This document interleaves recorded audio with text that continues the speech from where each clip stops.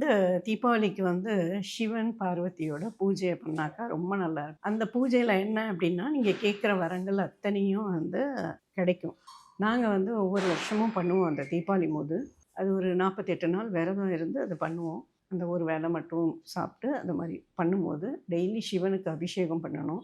அபிஷேகம், ஆராதனை பண்ணிட்டு, கடைசியா அந்த தீபாவளி வரும்போது, அந்த பூஜைய கையில நீங்க வந்து அந்த தீபாவளி அமாவாசை முடிஞ்சு கட்டும்போது, உங்களுக்கு வேண்டிய வரம் அத்தனையும் கிடைக்கும். அந்த 1 வருஷத்துக்கு நாங்க எடுத்து குடுக்கும்போது, நீங்க அத வாங்குனீங்கன்னா, வாங்கி கையில கட்டுனீங்கன்னா, உங்களுக்கு ஏதாவது ஒரு பிரச்சனை இருந்ததுன்னா, அத்தன பிரச்சனையும் சரியாகி, அதிலேருந்து உங்களுக்கு வேண்டிய விஷயங்கள் வந்து நடக்க ஆரம்பிச்சுரும். இந்த ரக்ஷைய இவங்க தான் பயன்படுத்தணும். இவங்க பயன்படுத்தக்கூடாது அப்படிங்கிற மாதிரியான ஏதாச்சும் கட்டுப்பாடுகள் இருக்கா? இந்த ரக்ஷைய வந்து நல்ல தெய்வ பக்தி இருக்கிறவங்க மட்டும் கட்டலாம்.